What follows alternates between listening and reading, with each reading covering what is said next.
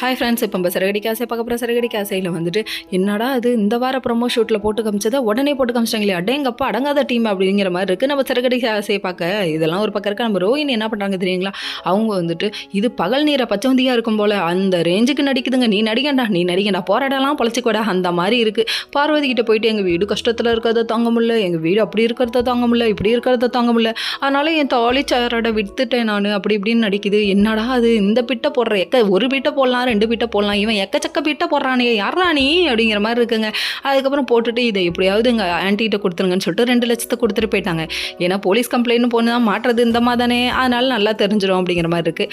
அதுக்கப்புறம் பார்த்தீங்கன்னா இவங்க வீட்டுக்கு போனோடனே மனோஜ் எங்க அப்படின்னு சொல்லிட்டு மனோஜை கூப்பிட்டுக்கிட்டு போய் இந்தாங்க தாலி செயினை விற்றுட்டேன், 3 லட்சத்தை கொண்டு போய் உங்கள் அம்மாட்ட கொடுன்றாங்க. இங்கே வெளியே ஒரு போர்க்களமே வெடிச்சிட்டு இருக்கு, எதுக்குமா வித்த, எதுக்கு இவங்களுக்காக நீ செய்கிற அப்படின்னு சொல்கிறாங்க. ஆன்ட்டிகிட்ட வேற கொடுக்குறேன்னு சொல்லிட்டேனேன்னு சொல்லிட்டு இவங்க சொல்ல, என்ன ரோகிணி எதுக்கு இந்த திடீர் மாற்றம்னு சொல்லிட்டு கேள்வி கேட்குறாரு. ஒன்றும் இல்லைப்பான்னு சொல்லிட்டு சமாளித்து கூட்டம் வந்தா அதுக்கப்புறம் வெளில வந்து இந்தாங்க அமௌண்ட்டு 3 லட்சம் அப்படின்னு சொல்லி கொடுக்குறாங்க. கொடுத்தோடனே இவங்களோட ரியாக்ஷன்லாம் பார்க்கணுமே, இவனுங்க முகர்கட்டையை பார்த்தா அவ்வளோ நல்லவனுங்க மாதிரியே இல்லையே அப்படிங்கிற ரேஞ்சுக்கு போயிடுச்சுங்க. அதுக்கப்புறம் எல்லாரும் டெரராக பார்க்க என்ன பண்ணுறது, ஆன்ட்டி கேட்டாங்க அதனால கொடுத்தோம் அப்படின்னு சொல்லிட்டாங்க. அதுக்கப்புறம் விஜயை வாங்கி இந்த 3 லட்சத்தை கொடுக்க அந்த டைம் பார்த்து பார்வதி அச்சு பிசுங்காமல் ஃபோன் பண்ணுறாங்க. எப்படிப்பா டைமிங்கில் ரைமிங்காக வேறு லெவலில் பேசுகிற அப்படிமாங்களே அந்த மாதிரி ஃபோன் பண்ணுறாங்க. ஃபோன் பண்ணி இந்த மாதிரி அமௌண்ட்டு காண போல இங்கே தான் இருக்குது அப்படின்னு சொல்ல போய் வாங்கிக்கோங்கன்னு சொல்லிட்டாங்க. இப்படி வாங்கிக்கோங்கன்னு சொல்லிட்டா போதுமா, நீங்கள் அன்னைக்கு என்ன பேசுனீங்க மீனாவை அது எப்படி திரும்ப வாங்குறது அப்படின்ற மாதிரி சொல்லிட்டாங்க.